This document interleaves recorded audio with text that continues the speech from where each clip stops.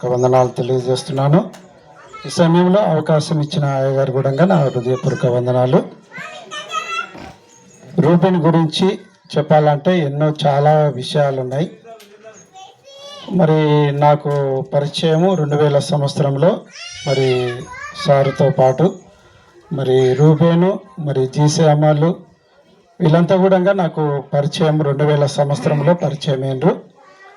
2000 సంవత్సరం నుంచి 2026 వరకు కూడా మరి వారి యొక్క సహవాసంలో నేను ఉంటున్నాను. ఇంతవరకు మనం కీర్తనలు చదువుకున్నాము. నీతిమంతుని జ్ఞాపకం చేసుకోవడం దేవుని వాక్యంలో కూడా మనము సామెతల గ్రంథంలో కూడా చూస్తాం. 17వ వచనంలో మరి నీతిమంతుని జ్ఞాపకం చేసుకోవడము మనకెంతో ఆశీర్వాదకరము అంటాడు. ఎందుకు నీతిమంతుడు అనే మాట మనము మాట్లాడుతున్నామంటే దేవుడు నీతిమంతుడు. అంటే లోకంలో ఎంతోమంది నీతిమంతులు ఉండొచ్చు, కానీ దేవుడు నీతిమంతుడు కాబట్టి నీతిమంతుడైన దేవుడు యేసుక్రీస్తు యందు మరి పరిశుద్ధపరచబడిన ప్రతి ఒక్కరు కూడా నీతిమంతులుగా తీర్చబడ్డారు. కాబట్టి ఆ నీతిని బట్టే మనము దేవుని సన్నిధిలో ఉంటున్నాం, దేవునికి మహిమకరంగా మనం జీవిస్తున్నాం. మరి రూబేను విషయంలో మనం చూస్తే ఇదే సామెతల గ్రంథము 22:1 వచనంలో చూస్తే గొప్ప ఐశ్వర్యము కంటే మంచి పేరు వెండి బంగారముల కంటే దయ కోరదగినది అనే మాట చూస్తాం. నిజంగా వాక్యాన్ని బట్టి చూస్తే మరి నేను మొట్టమొదటిగా మరి పరిచయమైనప్పుడు ఇక్కడ 5 రోజులు మీటింగ్ ఏర్పాటు చేసారు. ఈ బుధ సముద్రంలో 5 రోజులు మీటింగ్ ఏర్పాటు చేసినప్పుడు నేను మొట్టమొదటిగా ఇక్కడికి వచ్చినప్పుడు ఆ ఇల్లు చూస్తే ఒక రాజభవనం లాగా అనిపించింది. ఆ రాజులు గుమ్మంలో నుంచి లోపలికి ఆ ద్వారం చూస్తే రాజభవనం లాగా అనిపించేది. అంటే గొప్ప ఐశ్వర్యవంతులు అని అనుకున్నా. తర్వాత చూస్తే ఏం లేకపోయినా కానీ ఏదో అంతంత మాత్రాన ఉన్నా కానీ ఆయన మంచి పేరు కలిగిన వాడు, దయగలిగిన వాడు. ఎందుకంటే తోటి సహోదరులు కలిసినప్పుడు ప్రేమతో పలకరించడము, దయగల మాటలు మాట్లాడడము ఇలాంటిది చేసేవాడు. అయితే ఒక సేవకుల మీటింగ్ ఏర్పాటు చేసినప్పుడు సారు అక్కడ మీటింగ్ ఏర్పాటు చేసినప్పుడు మరి ఆ స్థలంలో మరి ఉండి నమ్మకముగా మంచి పేరు కలిగి సారుతో నమ్మకంగా ఉన్నవాడు. సేవకులకు వచ్చినప్పుడు సారు లేకపోయినా కానీ అయ్యా సారు ఇంకా రాలేదయ్యా, మరి సారు వస్తాడేమో, టైం పడుతుంది అని అంటే ఇక అంతవరకు మనం ఛాయ్ తాగి చూద్దాంపా అని ఛాయ్ హోటల్కి తీసుకుపోయేది. అంటే ఛాయ్ హోటల్కి తీసుకుపోయి ఛాయ్ తాపేది. అంటే నేను ఈ అమ్మిక పోతుంటే అయ్యా నువ్వు వద్దు, నువ్వు దూరంకి వెళ్ళి వచ్చినావు, నేనంటే ఈయనే ఉంటా, అందరూ నాకు తెలిసిన వాళ్ళే, ఇంతకుముందుకు సార్ అన్నట్టుగా బాధ పిల్లలు అందరూ ఆయనను గుర్తుపట్టినట్టుగా అందరు నాకు తెలిసిన వాళ్ళే. అయితే ఆ ఛాయ్ హోటల్లో పైసలు వెనుకపోతే ఆయన తీసుకోపోయేది. ఎప్పుడు శైలే చెప్పేవాడు ఆ ఛాయ్ హోటల్ ఆయనకు, జేబులోకి వెళ్ళి పైసలు తీస్తే ఆ ఛాయ్ హోటల్ అనేది తీసుకునేది లేదు.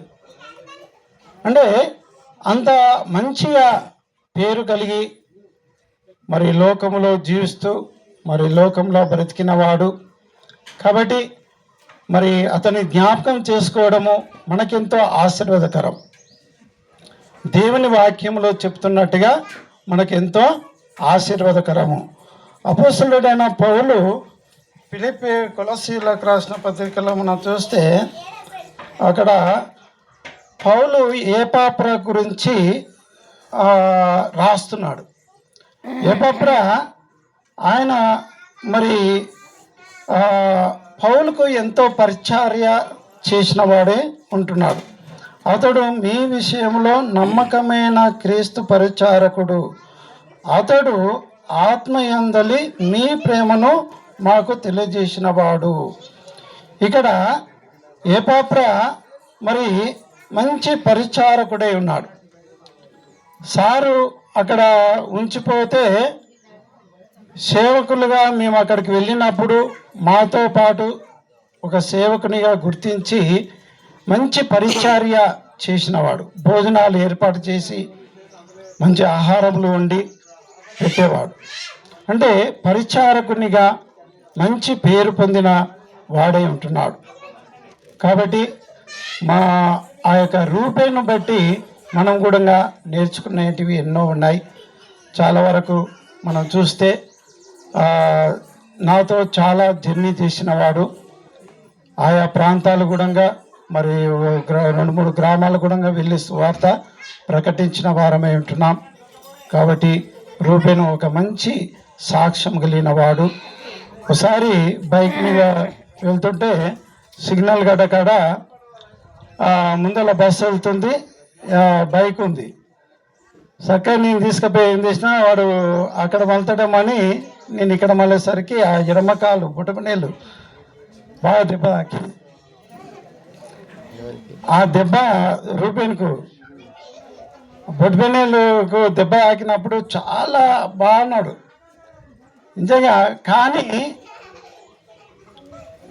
తిడతాడేమో అనుకున్నా. చాలా వరకు ఇద్దరు ఏం చేస్తారు, నీ కళ్ళు కనిపిస్తలేదా, ముందర బండి లేదా అని కొద్దిగా దెబ్బ భయానికి తిట్టేవాళ్ళు. కానీ రూపేణ ఏమనలేదు. నిజంగా నేను తిడతాడేమో అనుకున్నా. కానీ ఎంత సహనం కలిగిన వాడంటే నోటిలో నుంచి కూడా ఎలాంటి బూతులు రాలేదు. చూడండి, అంటే చాలామంది ఆ దెబ్బ భయానికి ఆ మంటకు తిట్టరు కూడా, నేను కళ్ళు కనపడలేదా, ఏం కనపడలేదా అని.